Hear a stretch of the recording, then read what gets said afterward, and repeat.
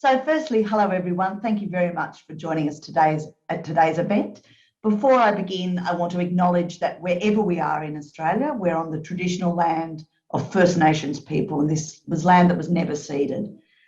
I want to pay particular attention to the Gadigal people of the Eora Nation because that's where I am, and that's where UTS is situated, on the land of the Gadigal, who of course are the traditional custodians of knowledge for the land upon which this university has been built.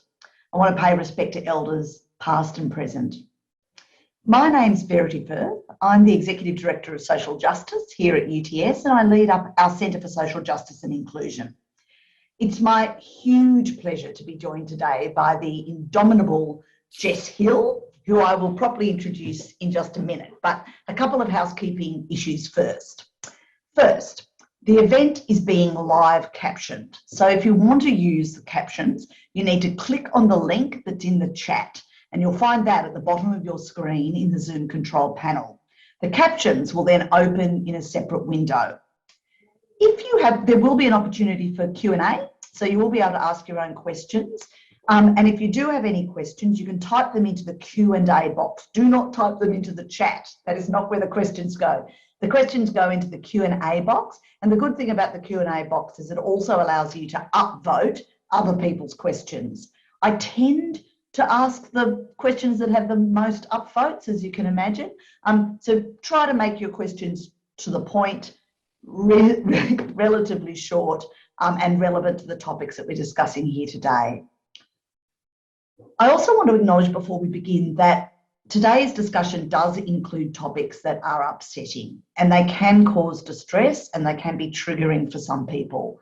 So if any time you feel yourself becoming overwhelmed or distressed, just take a break from the webinar. You can just turn it off.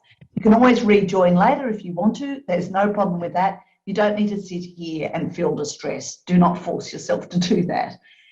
If you do feel overwhelmed or distressed in any way, speak to somebody you trust or contact 1-800-RESPECT. And we're posting those contact details in the chat box now. For similar reasons, if you're wanting to tell your own story, of course, we really recognise the lived experience of everyone on this call. But if you're wanting to ask a question and tell your own story, try to keep your story not too long. Try to keep it pertinent to the question that you're asking, partly because you don't want to accidentally upset other people who are participating in today's events. Recognise that this is delicate subject matter for some people. Thank you, everyone, for joining us for this important discussion today. I'm sure that hopefully many of you that are online were also part of the International Women's Day event that we held, specifically on the work being done to prevent and end domestic and family violence. We held it with Dr. Anne Summers, Dixie Link Gordon and Catherine Gander. Now, today's event is an opportunity to meet Jess Hill, and Jess Hill is UTS's inaugural journalist in residence and a prominent voice in confronting our national issue of domestic violence.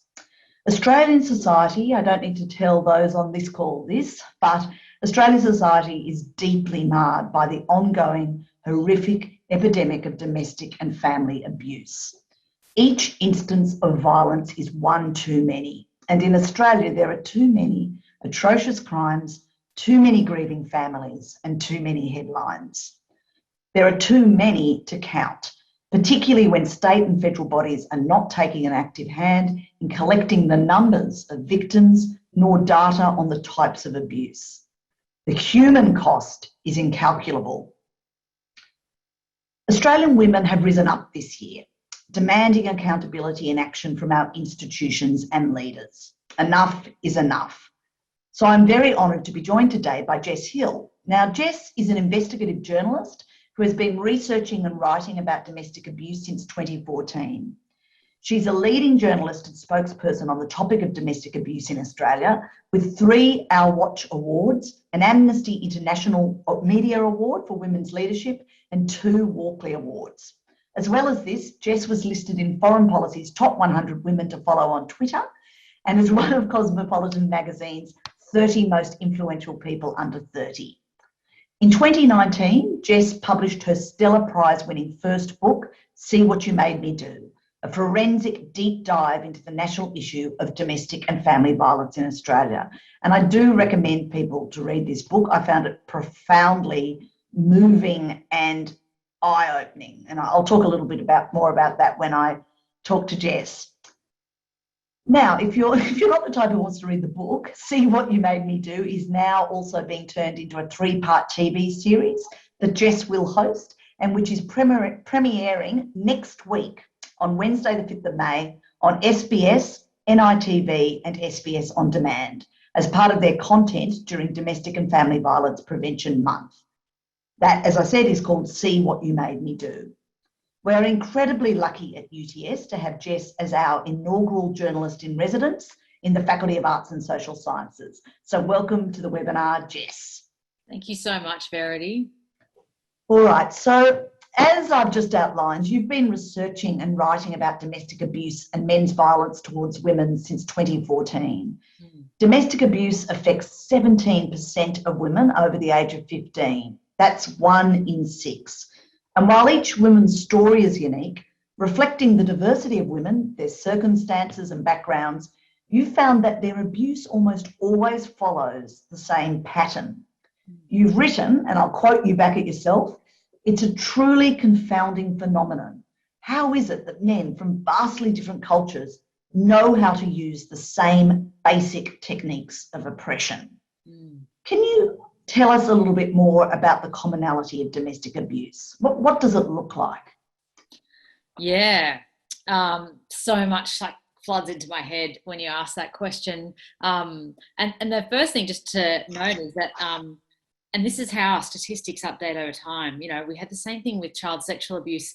I think in the 70s, it used to be something like 1 in a million kids had been sexually abused. Then by the 80s, it was 1 in 20. I think now we're down to more like 1 in 6, 1 in 7. 1 in 6 was the stat for women being abused.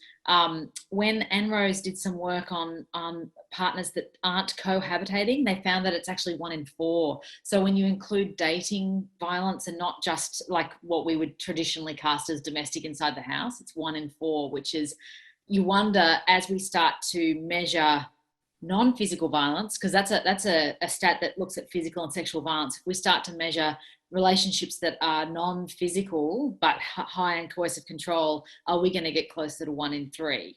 I think so, probably.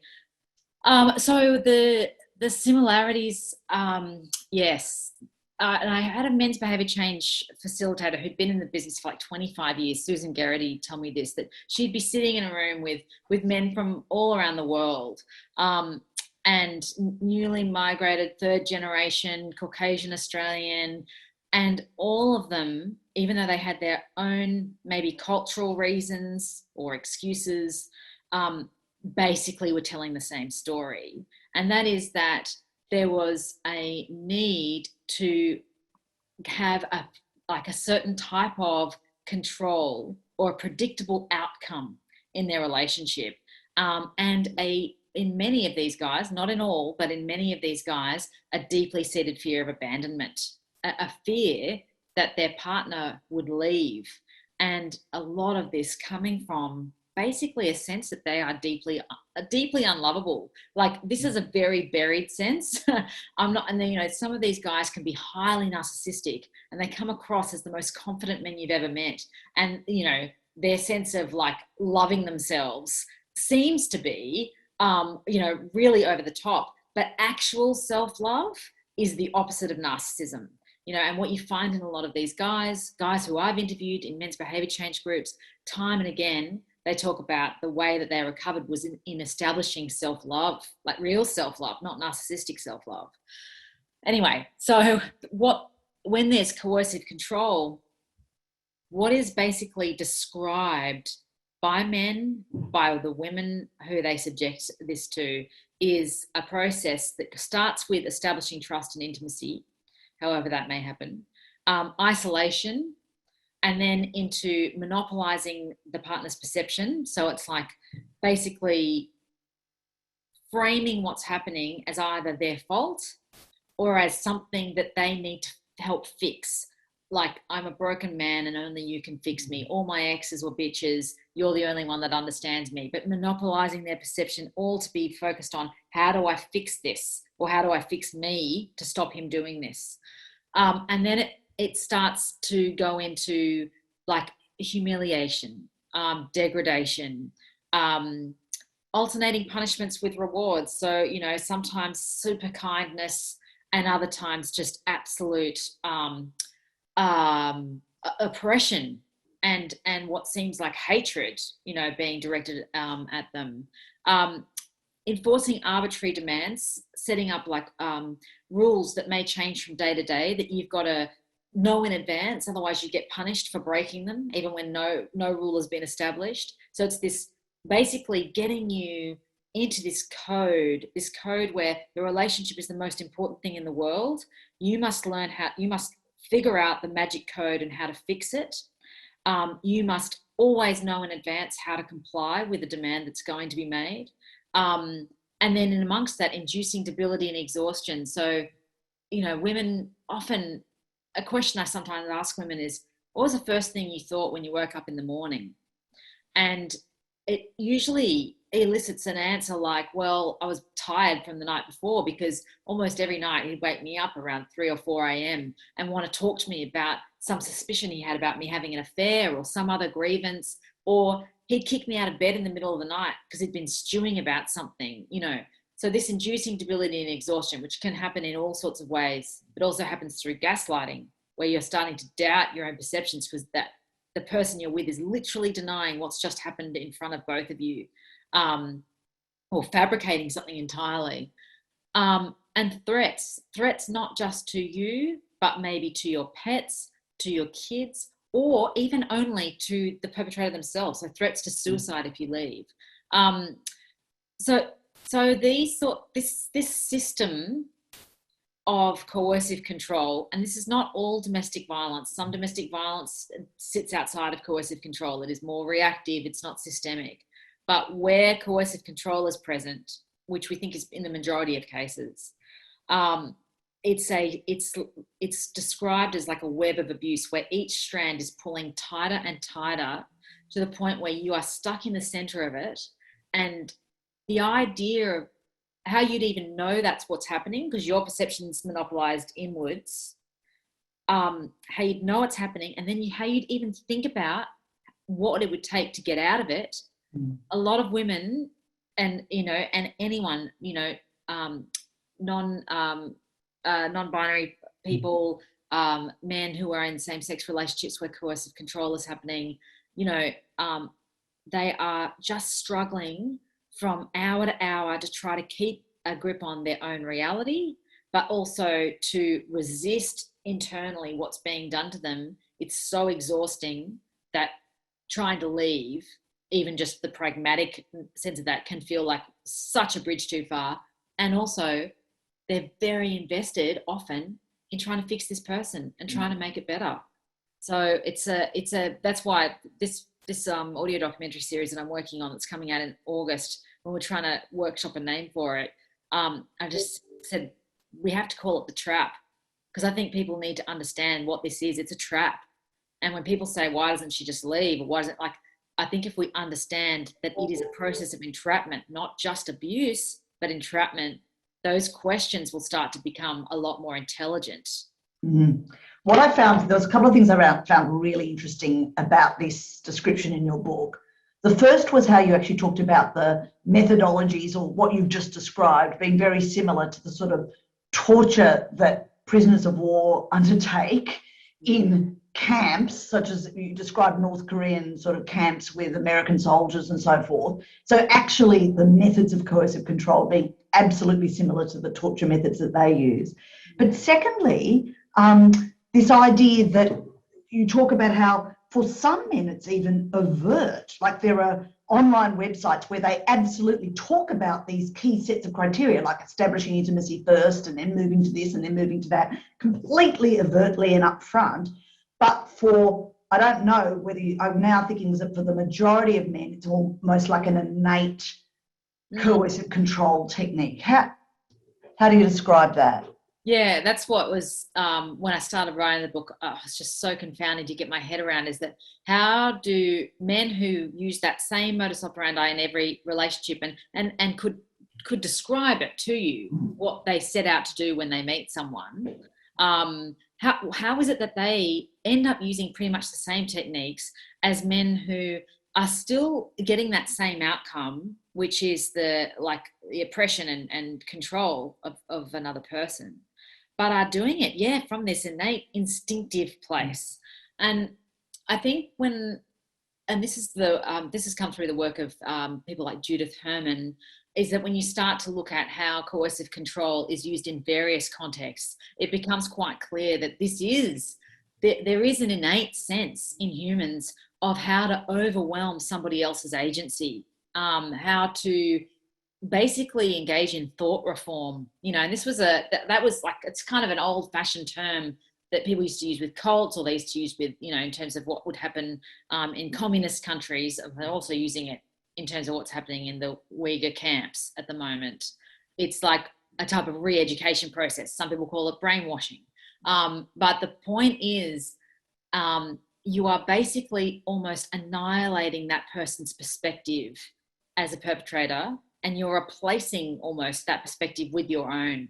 And what I hear from so many victim survivors is they'll say years later, I still look in the mirror and I still see myself through his eyes. Mm-hmm. Or, a woman who was trained into this type of compliance, and compliance is a big part of coercive control, where she had to vacuum the floor in a certain way. And 10 years after her partner had died, she was still doing it. Yeah. And coming out of that is very much like the sort of almost deprogramming that needs to happen after someone comes out of a cult. And interestingly, because coercive control is also used in cults, when I've spoken to various people who work in either deprogramming in cults or who were in cults, and they say that there's commonly when people leave cults and they don't go through that sort of counseling process to really deprogram, they are really vulnerable to being in a coercively controlling relationship, because they've been that like almost like the neural pathway has been carved out. I've heard Grace Tame talk numerous times about the stages of grooming in child sexual abuse. It's precisely the same as coercive control. Like, this is the method by which people undermine somebody else's agency and create an atmosphere of threat and confusion, by which they are able to sort of step into the breach and start, having really surprising amount of control over that person's perspective and direction, which is not to say that a person's agency is entirely void. And in fact, women, children, whoever is a victim survivor of coercive control, resistance is a huge part of it. They are often resisting in ways that aren't even clear to them, and certainly aren't necessarily clear to outsiders. So I'm absolutely not saying that it's not like the perpetrator steps into their brain, takes over the steering wheel and takes control, but there is like this internal fight between their perspective and your perspective, and it's very hard to hold on to that sense of yourself. And that's why a lot of people will say, like, oh, my friend or my daughter or whoever I feel like she's in this controlling relationship, but when I try to talk to her about it, she pushes me away. And it's like, that's because a big part of coercive control is establishing that loyalty above everything is paramount. If you're not loyal, there's a threat that may be quite precise against you or others, or it might be quite diffuse, but you feel like if you are not loyal and show that, then something bad is going to happen. And so when people start challenging that and say, this person that you're with is really dangerous, I hate what they're doing to you, the person can feel like, well, actually, no, you're the problem. You're threatening this whole situation. I've got it under control. You don't understand, and so it can be very, very difficult to talk to people who are in that relationship and get them to see what's happening to them. And that's, of course, ties in with my next question, which is when there becomes, which happens across, and again, in your book, you talk about this, that even the most feminist of women end up victim blaming, almost like, why aren't you leaving? I don't understand. And so can we talk a little bit about victim blaming and what are some examples of those, and how are we seeing them in motion in some of the current national discussions about what's going on? I think a lot of victim blaming is when there's so much behind it. Well, obviously there's misogyny behind it, but aside from that, there's also, it's a defense mechanism. Like, I would never be that person. This would never happen to me. It's a deficit on their part. Because if we were really to truly like take on what the reality of those statistics actually means, how high a likelihood it is that when you meet someone, they may end up not just like being a bit abusive or troublesome, but like ruining your life. That's a terrifying prospect. And so for people whose, driving force is not just misogyny, I think that sometimes that victim blaming can be just like, that's a separation between me and that person. One of the most amazing victim blaming examples from the book was actually when I was talking to this victim survivor, Kay Schubach, who is amazing. Her insights are so great. And she was sitting in a courtroom. Her ex-partner, who had coercively controlled her in one of those ways, it's full modus operandi. He does the same thing every single time. He's a horror story. She was sitting there. He was on trial. He'd been charged by another woman that he'd subjected this to. And she's listening to the woman's story and she's just going, God, how could she be so stupid? Like, why would she stay with him after all that? And then she just clocked it for a second. She was like, oh my God, that's exactly what happened to me. I stayed with him after all that. I got pregnant to him and then this happened. And then I went and sought medication. It's just like, it was exactly the same story, but my first instinct was to blame her for it. So it is really ingrained in us to blame the victim, because we have over time totally invisibilized the perpetrator. It's always been, aside from when we've just sort of labeled them as drunks, 18th and 19th century, these lousy men who are drunks. Still, it was, what are the women not doing enough of to control them or to, help them or whatever? But at least then there was some focus on men. But I think through the 20th century, those men became more and more invisible. And it was much more about what is the woman doing or not doing, much as it is with sex crimes. And I think the victim blaming, the way it's evolved, even in the terminology. So you go from women being victims through to being survivors. Now, that was a big evolution just to show actually what these women, how they resist, what they do to survive. So taking them out of that sort of like receiving, just being a receiver, a passive receiver of abuse. And that, even calling them a victim was a development on from just labeling them masochistic. So you can see that, like, going from masochistic to victims to survivors, there's this sort of through line where the actual reality of domestic abuse has become more visible, but slowly we were also being able to foreground the perpetrator and to say, like, if you're going to ask, why doesn't she leave? Then you have to ask, why does he do it? And what is he doing to stop her from leaving? That it's, I don't like to dismiss anyone's questions as stupid or as being something that shouldn't be asked, because if you've got the question in mind, we should ask it. I have a problem with it being asked rhetorically, like, why doesn't she just leave?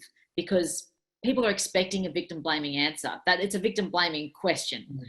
Why doesn't she leave is a great question, because actually, I'll explain to you why doesn't she leave, but as long as why doesn't she leave is a question that's asked to look further into his behavior, because I can tell you, like, a woman who goes back to her partner 5 or 6 times where there's serious violence, it's confounding on the face of it if you just look at her actions and sort of go, far out, like, why can't she see what kind of threat she's under? But if you start asking, so what's he doing to woo you back? And maybe she says, well, like, his friends just keep calling me and saying he's going to kill himself if I don't go back. And suddenly you're like, oh, that's a horrible bind to be in. your actions are making a lot more sense now, you know, but unfortunately it's always just been this focus on her behavior, and the courts have that focus, family court has that focus, child protection has that focus. Literally, the child protection model looks at the victim parent and measures their ability to protect.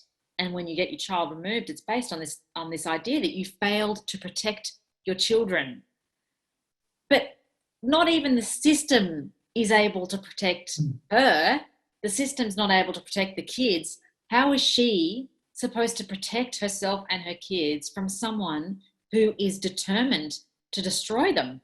It's absolutely insane. So victim blaming is not just something that we do. It's something that is actually the paradigm of so many of the response systems, family court and child protection being the paramount version of that.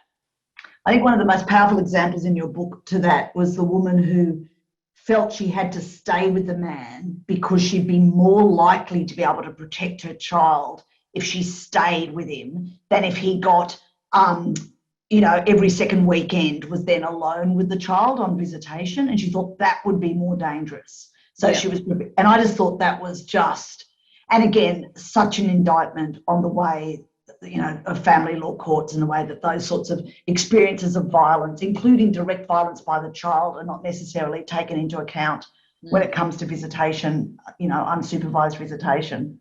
Absolutely. And, I've sat with women who will say, like, they go into the family law courts and some of them regret leaving because they're like, now if my kids are 5 or 6, I'm potentially in a system for the next decade where he may do his utmost to bankrupt me.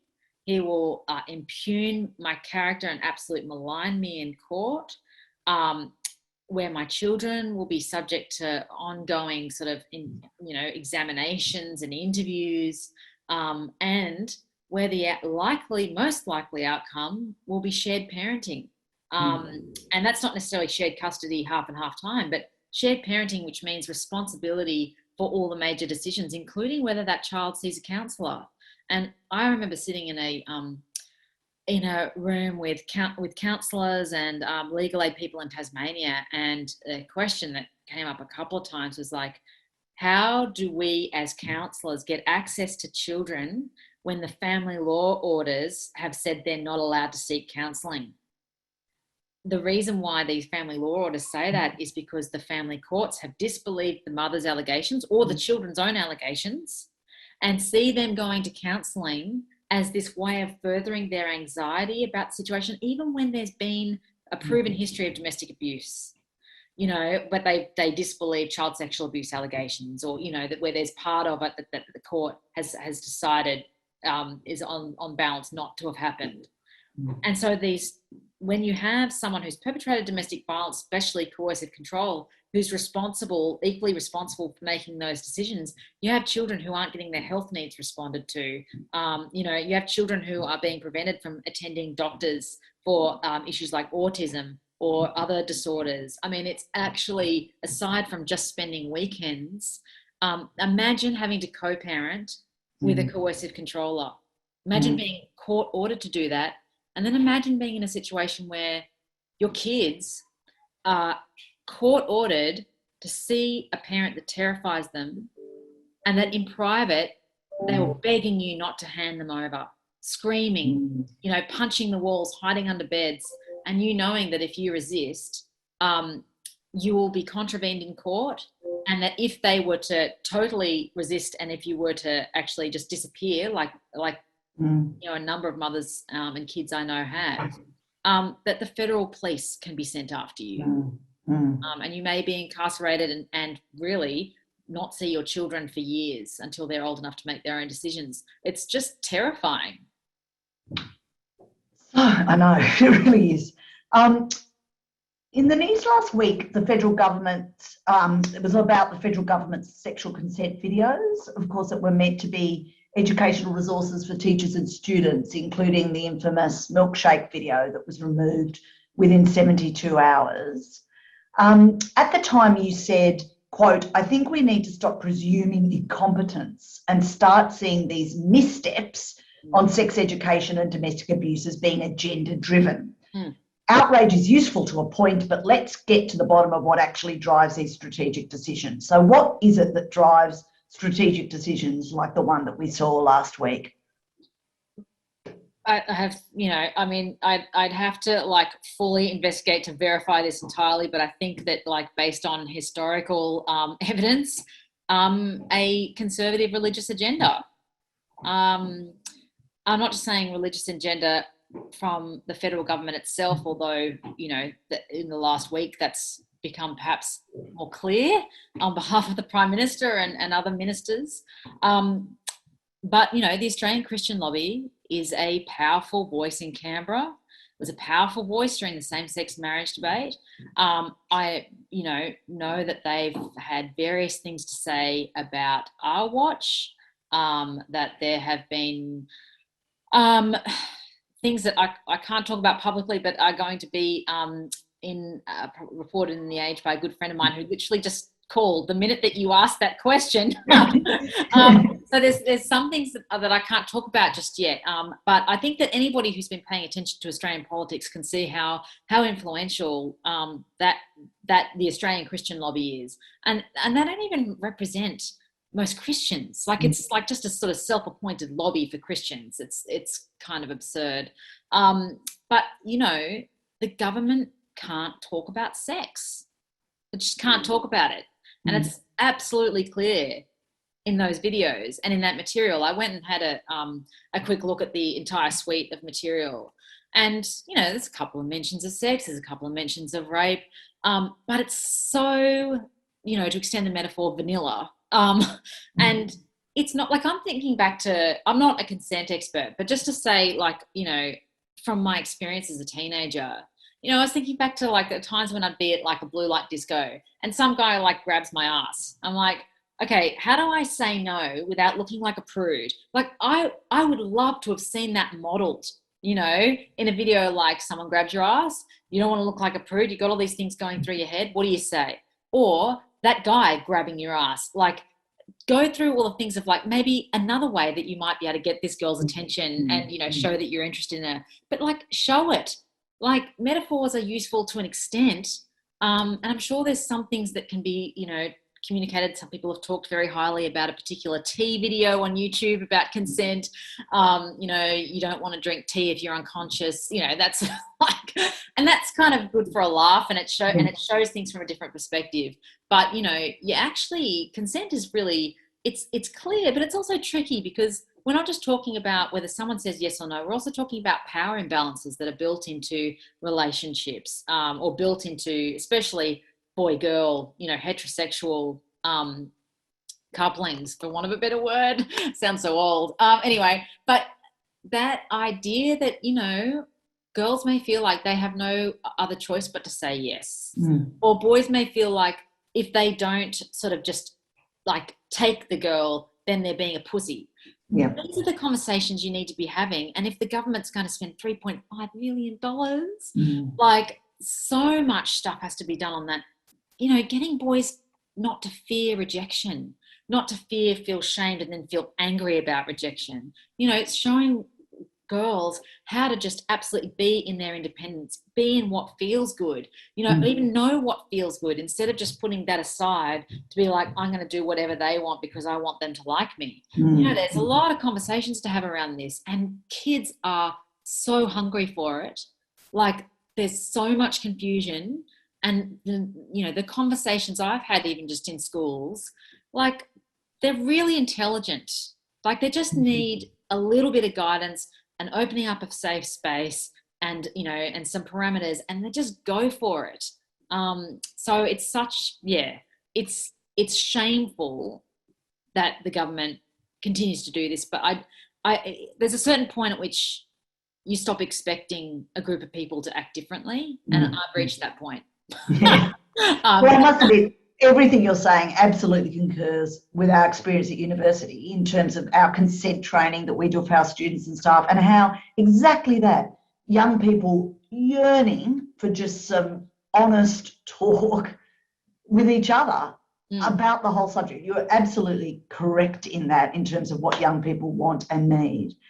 Getting back, it was interesting when you were talking about that, you talked about the sense of shame the boy can feel if he's rejected. And a big part of your book talks about humiliated fury coming out of shame and the link between that and coercive control. So just pulling us back to coercive control.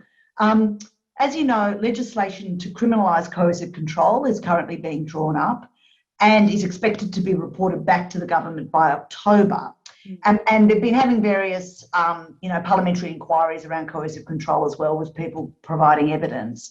And one of the issues that has emerged, particularly with bodies representing Aboriginal and Torres Strait Islander communities, is around how do we ensure that criminalising coercive control doesn't, again, disproportionately target and incarcerate First Nations peoples, and particularly the connection between higher rates of incarceration and so forth for our First Nations people. So what do you have to say about some of those points that have been made?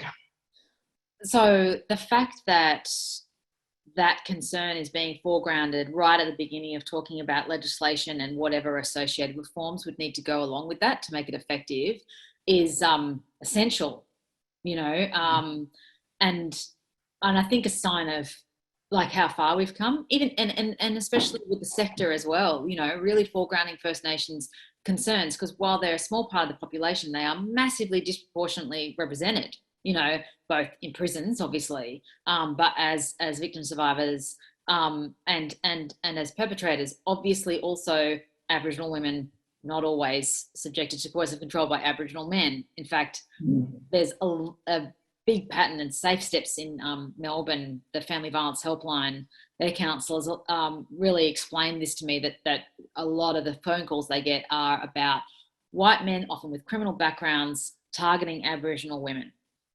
So, it's more complex than just an intra-community situation. But so what I think in terms of criminalising coercive control is it's not so much about adding another offence.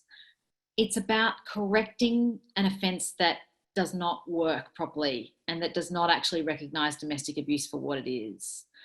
So what we're doing at the moment is we are picking out little puzzle pieces that are present in some but not all of the most dangerous relationships. And we're prosecuting those, or we're bringing those to court, or that's what's getting, police intervention. Now, of course, if you're being coercively controlled, you may be able to seek an intervention order. Some people still can't get police backing to do that, even when they describe what sound like pretty terrifying circumstances of coercive control. But that is, theoretically, that's where the intervention order system comes in to protect people who are being subjected to that. But when it comes to pressing charges, which, in domestic violence, mostly women are pressing charges out of a need for safety, out of a need to create both whatever accountability may be possible, if that even is possible, and it's not, very good in the criminal justice system, or if that person does end up in jail, sometimes it's not popular or palatable to say this, but for that woman, it's the only time she feels safe. She has a minute to reestablish her life, maybe move somewhere different, maybe just, sort out something in her community without the perpetrator being right there. But this, what we're talking about really, as I said, is just amending a law that was not really ever designed that well. If we're just looking at physical incidents or maybe sexual incidents, we're only seeing parts of the picture. And when you have, as I've seen, so many courtrooms, you'll have something like, this man is being charged with the destruction of 3 pot plants. His wife's sitting several rows back. She's not sitting next to him. So I'm sitting there going, well, is that all that's happened? Did anyone ask what's happened for the last year or 2 years or 10 years? Because what made her call police to report the destruction of 3 pot plants? So here's a magistrate. That's all the information they have. How do they assess the risk that man poses? How do they decide whether that man should receive a particular type of intervention, be it a behaviour change program, which are, I think woefully inadequate as they stand right now, or whether there needs to be something more severe than a community order? Because that sort of low-level offence is going to get a very low-level response. in the UK where coercive control is criminalised, there's a really stark story the other day about the head of a Welsh football team who had 2 incidents, charges against him, which was, I think there was an assault or something else. And I felt myself having that reaction like, I wonder what the background is to this. Maybe he did just overreact one night. This is me, someone who's been in this for 7 years. I have that moment. And then it said as well, 3 years of coercive control. And you're like, well, there's no question about that guy's intent, is there? And it just makes it so clear. So what we're really trying to do is have an offence that recognises a pattern of behaviour, which is what domestic abuse actually is, instead of an offence that only recognises incidents. And when it comes to the issue with especially First Nations women, they are often, or more often than non-Indigenous women, engaging in a type of violent resistance because that's all they've got is to defend themselves. Often they feel like they can't engage even services, let alone police, for many, many reasons. When police arrive and the woman's engaged in violent resistance, at the moment, they're there to charge that assault. They're there to charge that incident. What we're trying to say is let's put that in context. Let's see, why did she do that? Investigate the full arc of the relationship. And in Scotland, the head of the police there said just that when they introduced coercive control laws, said, finally, we now have a mandate to investigate the full circumstances of the relationship and present that to the court. It also means that when you go to court, you aren't just trying to prove whether that one incident occurred. You are able to bring in so many types of evidence that were previously inadmissible. Text messages, proof of surveillance, like if there are cameras inside the house, testimony from friends and family about whether one has been isolated, if there are friends and family still left. A huge range of evidence, such that the specialist domestic violence prosecutor in Scotland says that actually the vast majority of defendants are pleading guilty because the evidence is so conclusive.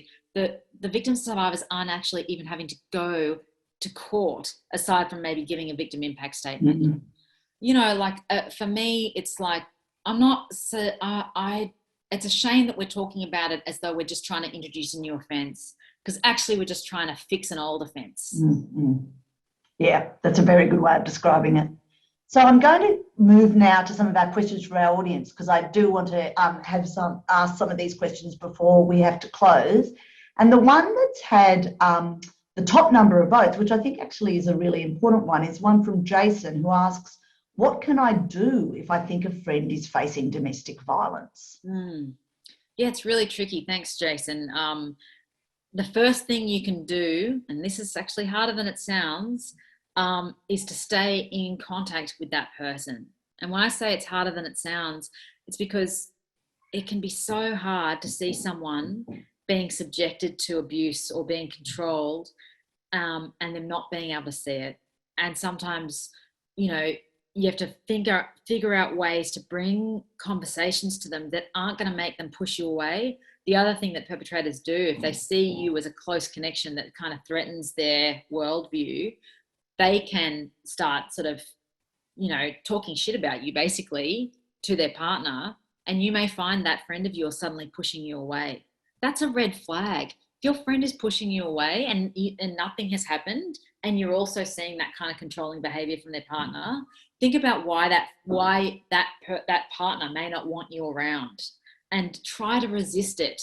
Even if it just means, even if there's nothing you can do and that person is not going to stay in touch with you, just let them know that anytime they're ready to come back and talk, there's no hard feelings and you'll be there. Because just recognizing that in some of these situations, the spell that is cast is so strong that, that literally they can be turning people against their most close and loved, friends and family. So it's not easy. The other thing is, when you have a chance to sort of talk to people about this, not to say necessarily that the person you're with is a shithead, even though it might be really tempting to do that, but more like, I am worried about the changes I'm seeing in you. You've started losing a lot of weight, or you don't seem to eat a lot. Point out how they're changing, Mm. Sometimes when that isolation happens, they don't even notice how they're changing until one day they look in the mirror and just go, who am I? I don't recognize this person. So if you can sort of try to be that mirror for them. And because it's so much in the news, sometimes I think about like, well, maybe just say like, have you heard of this thing coercive control? It's so freaky, like how it is. Like I thought I understood domestic abuse as being physical and blah, but actually it's this. Like talk to them about like as though it's not targeted at them, but just explain what coercive control is. And I had a woman come up to me to talk recently. It was actually at a class being led by Hannah Clark's mother, Sue Clark, on educating mothers and daughters about coercive control. She also does it for fathers and sons as well. And this woman came up to me and said that she'd read my book and that had been the impetus for her leaving. And her daughter was sitting next to her and said, I've been trying to tell her for 2 years and she just wouldn't listen. And it wasn't until she saw what it was and recognized herself in it that she finally understood what I've been trying to tell her. So people are going to come to it in their own time. When there's kids involved and you feel like there's danger there, that's really hard. And sometimes, you have to think about, is this situation so bad that the kids are now in danger in a way that she can't see or won't see? And then I think it's good to call someone like 1-800-RESPECT and just get some advice on what to do next. Because, it's not always so easy as just waiting for that penny to drop when there are kids involved. That's a really good answer. As you were answering like that, I think this is such brilliantly practical and sensible advice, Jess. Thank you. And that's what we need to do in consent training too. Yes. We need to just roll you out everywhere. Elizabeth Robinson asked the next question. Each time we hear devastating reports of a woman dying at the hands of her current or former partner, there's outrage, calls to do more to address family violence, and promises by politicians and police to do better. Then nothing happens and the cycle repeats itself. What will it take to change our culture and finally address this seriously?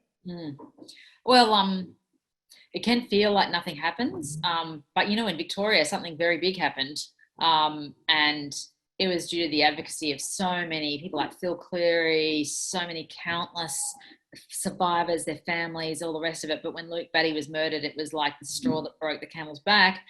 And for the first time, I wonder if like ever in the world, family violence became an election issue. And I'm being intrigued. I love it. Yeah, sorry.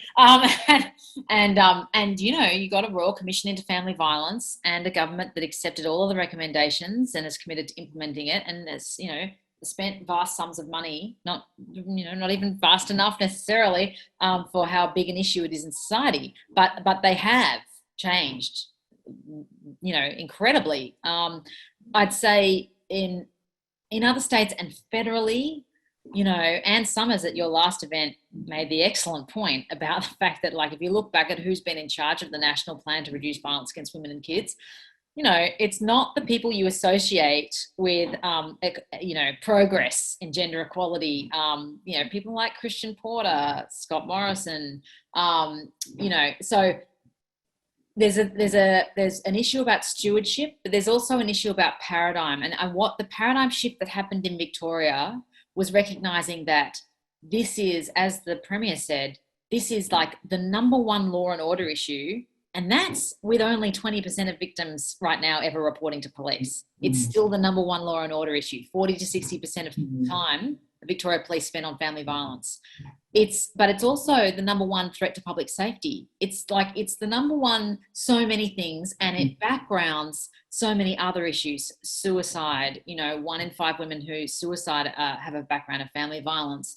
There's a high suicide rate in perpetrators, as the New South Wales Domestic Homicide Review team found.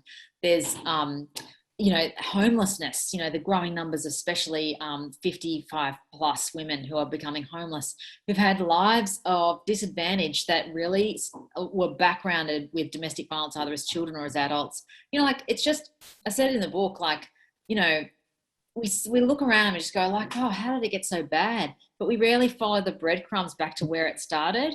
And often domestic abuse and family violence is where it started. For me, it's like, no amount of funding, like announcements or like bits and pieces here and there, is actually going to see the change that we need. It's a paradigm shift that is required that says this is one of the most corrosive effects on our society. It affects millions upon millions of Australians, both as victims and as perpetrators. We need to start addressing it like that, instead of seeing it as a niche issue that happens to some people. And I think for me, the framework of coercive control, rather than this incident-based model that we've had, starts to at least draw back and see it for what it is, in a large number of cases, and see then how, when the relationship stops, the control does not necessarily end, and how systems are brought into that level of control, how they are abused, how they enable the abuse and perpetuate it. This is the paradigm shift that I think is actually happening with a number of politicians who care about it. I think they're starting to understand it, perhaps for the first time, what this actually is and what kind of level of attention needs to be placed on it. So criminalising coercive control, like, I've made a big deal about that because it's one part of a system that I think needs repairing. But by no means do I think that is going to, like, even necessarily see a reduction in homicides or see a reduction in violence. It's just that, like, we can't keep on responding to domestic violence in a way that's false. That's, so I'm just like, fix that part so that we can make visible the entire system. But when you look at, like, how do we actually get in behind where we get to that point where someone's needing to intervene, or police or whoever, how do we get behind that and start changing it earlier? That's where, a lot of my attention is going. Petra Jenkins asks, and you do write about this in your book as well, she'd like to hear Jess's thoughts, please, on free counselling and mental health programs for men in prison as a strategy to combat driving factors of DFV being shame, disempowerment, childhood trauma, etc., leading to toxic masculinity and violence. I mean, the whole issue with prisons, is that, like, if you get fewer than 12 months or 2 years in jail, you don't even qualify for rehabilitation. Which is just absurd. It's like someone who's being sentenced like that is probably done something reasonably serious, but you might be catching them earlier than what might happen later, and so that service isn't even offered. But as abolitionists point out, prisons are a site of violence. Like, it's not just about getting counselling and all the rest of it for men in prisons. Prisons themselves need to, like, be reassessed for what are they actually trying to achieve. Are they trying to rehabilitate? Are they there just for punishment and deterrence? How do they contribute to the life, the evolution of that person through the rest of their life? Because we can't just put all these guys in prison. Sometimes I think there's been no human society in the history of human societies that has not had consequences for actions, including First Nations societies. There's always been consequences, and you cannot have a society that runs without it. The prison system is a screwed up system, no question. Some men do need to be just taken off the streets. They are so dangerous, and it's most men who end up being arrested or charged do not end up being put in prison.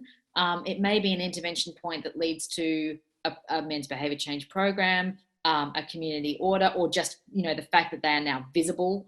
Often it just ends up in fines, actually. The point is that, like, I think we're very much still at the beginning of figuring out what to do with men, because actually there's been a lot of resistance to talk about how do we deal with men, because it's been like, well, if you put money into that, then you're taking money away from victim survivors, adults and kids whose even their crisis needs are not being funded properly, let alone their long-term needs for counselling and for rehabilitation. That's a lifelong process that needs support. So I think we're just now starting to see that, like, it's one thing to say, okay, we're going to try to ensure victim safety. But, like, what happens when that guy just moves on to the next partner? Like, can't just sort of go, okay, let's just focus on ensuring victim safety, whatever that looks like, but no level of accountability, or, like, what goes on for this guy? Like, there has to be a plan for this guy. He has shown himself to be a risk to the community. Once he's out of that relationship, he may go on to replicate the same behaviors in the next relationship. And if we don't really think very clearly and deeply about how to address this man's deeply habituated patterns, then we're just going to keep on going on this never-ending sort of carousel. I think that the behaviour change programs that we have currently, which is, you can run anywhere between 12 and 20 weeks. I think in Victoria, the standard was increased to 20 weeks. Like, you're just really scratching the surface by that stage. If you're a guy with a deeply habituated need for control, or, deep sense of unacknowledged shame and entitlement that's driving that humiliated fury. It can take years. It can take ongoing mentoring to make sure that you don't just slip back into that very comfortable, habituated way of relating. It seems expensive when you sort of explain just how long that's going to take. But what's more expensive is putting these guys into 20-week programs, is incarcerating them, is doing all the stuff that ends up just repeating back with that same person again and again. And you know what's like really expensive, to be absolutely crass, but on a bottom line, homicide. Homicide is expensive. You know what I mean? Like, it's like, it pains me to even talk about dollars in terms of domestic abuse, but unfortunately the governments often need to see this bottom line. Like, how much does domestic abuse cost us? How can we save here? How can we save there? It's like, you know what you could save on? You cut down on homicides. It's extremely expensive to investigate a homicide. You know what? It's extremely expensive for those children then to be raised who have been traumatized and orphaned. Like, Yeah. I know, it's terrible that it all comes down to that. We're getting close to ending time, but I wanted just to end with two questions that have come from some people with lived experience, and I think they're related in some ways. The first is JC, who says, I wasn't able to leave for fear of being killed or my children being removed. There was very little support in the 1980s. There doesn't seem to have been much change. What do you think is working now, and where do you see improvements that can be made? Example, in safety and reporting to police so that children aren't removed. So hold that question. And then the other one comes from Tina, who said, I've been nodding along to everything that's been said. Is there an online forum where abused women can talk anonymously, if wanted, and freely, just to be able to say, me too? I needed it at the time to help dispel shame and self-blame. Thanks so much, both of you. So it's JC, and what was the second comment? Tina. So yeah, first to JC.